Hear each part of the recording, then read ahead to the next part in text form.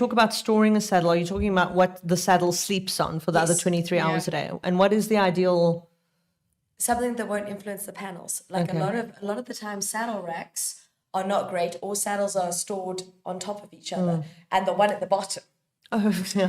Has a tough the time. saddle rack that has a thing like that is probably one of my least favorites, because you put What, the triangle one? Or the metal triangle one, because you're then affecting this part of the panel, not the rest. And it depends on what you're storing on top of it. Well, if you're storing a very narrow saddle, it's going to gradually stretch it a little bit wider.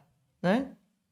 Maybe not. Depends on the model. You know, but if you've got like the rails on the saddle rack, they can press into the panels, as an example. Like let's do that. So for 23 hours a day, it's getting striations through it. Oh, that's interesting. Okay. And you're influencing the flocking. So personally, what's your favorite way to store a saddle?